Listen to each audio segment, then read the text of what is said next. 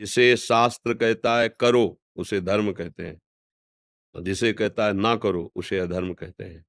ये बिल्कुल सार्वजनिक बात। अब आप किस धर्म की बात करते हैं?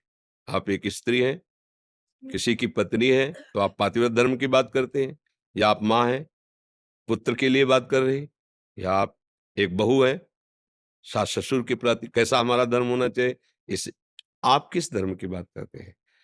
सबसे सबके लिए एक व्याख्या है कि जिसे शास्त्र कहता है करो वो धर्म है और जिसे कहता है ना करो उसे अधर्म कहते हैं।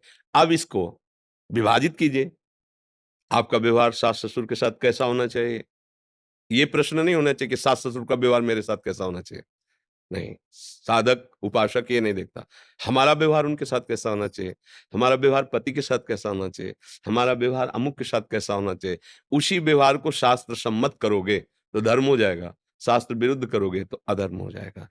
अगर अपने धर्म का पालन किया जाए, तो कुछ भी दुर्लभ नहीं, सब कुछ प्राप्त हो जाएगा। धर्म के मार्ग से विचलित हुआ, न यहाँ सुख पाता है, न परलोक में सुख पाता है।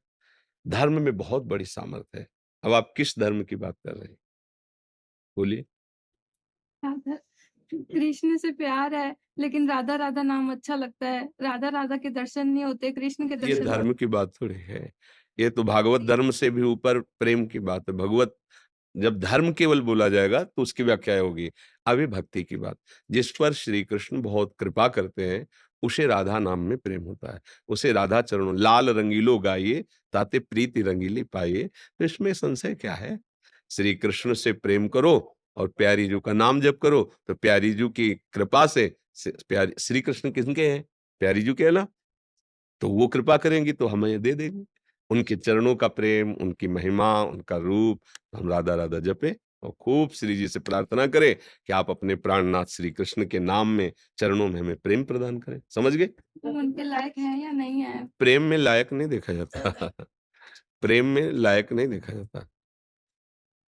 प्रेम एकाकी होता है। प्रेम का जो स्वरूप होता है, वो एकाकी होता है।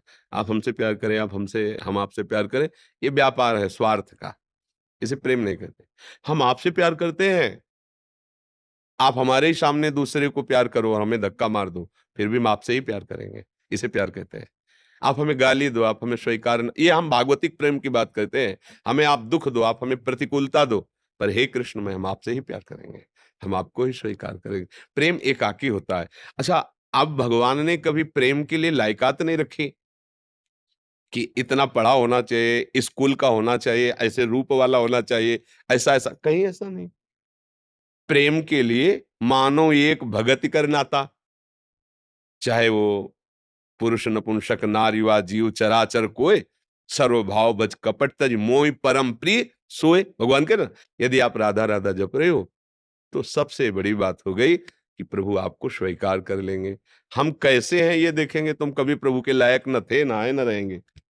प्रभु का स्वभाव कैसा है, जो उनकी शरण में आ गया, जो नाम जप किया, उसको उन्होंने अपना लिया। जैसा प्यार सबरी माता को प्रभु ने दिया, ऐसा बड़े-बड़े ऋषियों को भी नहीं मिला, है? सामने सबरी माता प्रेम में विह्वल है, वो बेर पवा भगवान बेर पार है। अखिल लोक चूड़ामणि भगवान अंगूर थोड़ी है, बेर है, बेर पवार है। और भगवान स्वयं सबरी जी के आश्रम में आए, देखो बड़े-बड़े ऋषि मुनि तपस्या कर रहे थे, किसी के पास नहीं गए, क्योंकि प्यार भगवान को जान लेव सो जाननिहारा कि राम है केवल प्रेम प्यारा। प्रभु को केवल प्रेम चाहिए, प्रेम। प्रेम ते प्रगट होए में जाना, प्रेम। अच्छा, प्रेम के लिए लायकात नहीं। इतना पढ़े हो तो प्रेम आएगा, इस जाति का हो तो प्रेम आएगा, स्कूल का, ये सब। हम सब प्रभु के बच्चे हैं और हमारा प्रभु पर ऐसे ही अधिकार है जैसे पुत्र का पिता पे अधिकार होता है।